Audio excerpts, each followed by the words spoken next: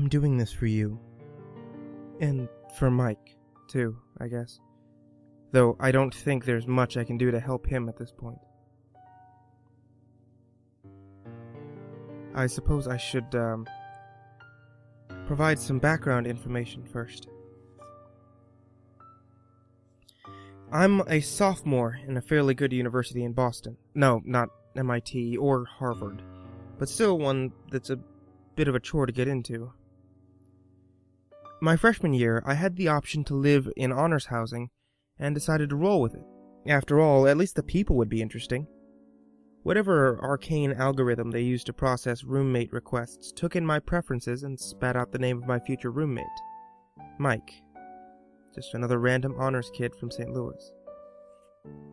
The two of us got along fine for most of freshman year, my enjoyment of Miley Cyrus notwithstanding. And so, we decided to room together sophomore year as well. Now, Mike had always been a pretty obsessive guy. He tended to bounce around in his interests. One week he would devour entire series of anime, only to later start watching random online episodes of Mystery Science Theater 3000, and then begin working his way through the archives of the hottest new webcomic. Of course, like any real obsessive, he would keep me posted on his latest craze. I humored him. I mean, what else are roommates for?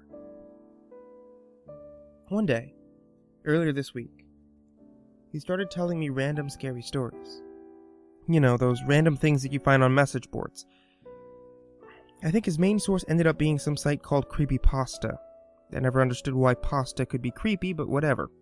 I'd hear about a med student eating an arm, or someone being autopsied alive, or some random YouTube video that will drive you insane. We usually had a good laugh about them. The third day of this obsession, however, things got weird. He threw a few more stories my way before hitting the sack, but something seemed a little off. His voice had a sharp edge to it. As the hour got later, his banter got more and more insane, as though he were talking just to stave off having to go to sleep. Eventually, I pointedly got into my bed and rolled over, effectively ending any further chance at conversation. I wish that I hadn't. I sleep like a log, and that night was no exception. I don't think I even came close to waking. Usually I can't remember any of my dreams, but the nightmare I had that night has been clear in my mind for days now. I dreamt I was trapped in a fog so dense I couldn't see my hands in front of my face. The damp air sent chills down my spine. I could hear muffled screams in the distance. There didn't seem to be any words, just guttural shrieks of pain. Instantly, don't ask me how, I recognized the screams as Mike's. I tried my best to run to him, but my feet just slid through the fog. I couldn't get any real traction on the ground, if there indeed was any ground at all. The screams got further away and more indistinct, though I could still tell that they were Mike's. Eventually, they faded to nothing. And I woke up. And every last trace of Mike was gone from the room. Everything.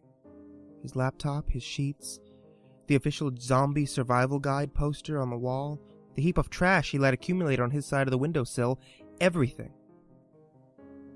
A thick layer of dust coated his entire side of the room. Absolutely nothing on my side of the room had been touched, nor had any of his stuff in the bathroom, the kitchen, or the living room of our suite.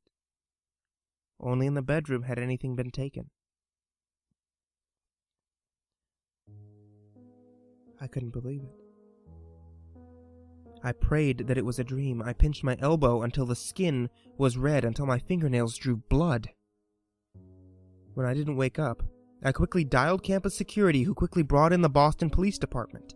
I was immediately kicked out of the room so that they could go over everything with a fine-tooth comb. I think I must have been in shock. I felt completely numb, like nothing around me really mattered. I left my laptop out in our suite's common room, so I used that to distract myself, or to try to, at any rate. When I popped open the laptop, however, a Word document stared at me. Its text was as follows. I know this is stupid. I can't help but think how much I'll regret this in the morning, but for some reason I'm genuinely scared, and I feel like this is the only way I can tell someone why. So here goes.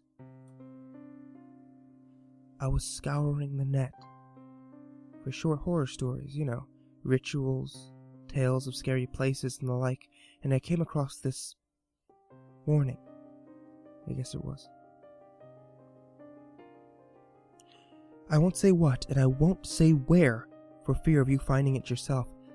Suffice it say, it sent chills down my spine. Something not much has managed to do. Still, as has become my habit, I just clicked on the next hyperlink, going ever farther down the rabbit hole. The warning stayed with me, though, in the back of my head, just nibbling away, waiting until I would focus on something else to rear its ugly head. This was irrational, I knew. My mind was just playing tricks on me. Some ancestral fear had been playing upon some age-old nightmare that was just that. A nightmare. No more, and no less.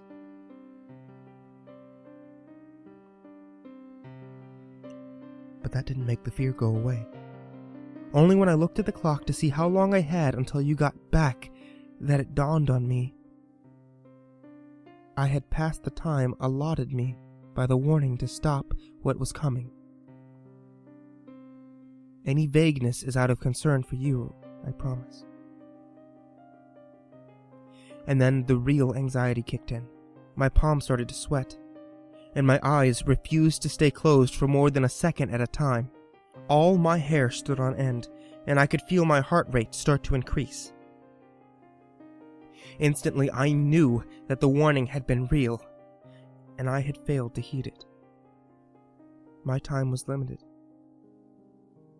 It was about then that you got back from the TV station. I was so glad to see someone else. I can't imagine how I sounded. And finally, someone to fight off the dark with, a companion against the now terrifying night. But clearly, you weren't interested. Your yawns were a dead giveaway. You headed to bed, and I, to stave off the sleep a little longer, decided to write you this. Do me a favor. If I'm wrong, forget this ever happened. If I'm right, warn them. So that's what I'm doing. I'm warning you. Just be careful.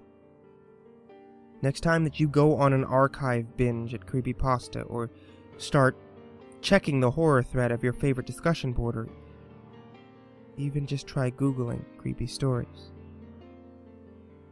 If you feel a chill run down your spine at some warning you've never read before, you might want to heed it. If you decide not to, however, if you just click on your merry way, please tell Mike I'm sorry. I'm sorry that I couldn't get to him in the fog.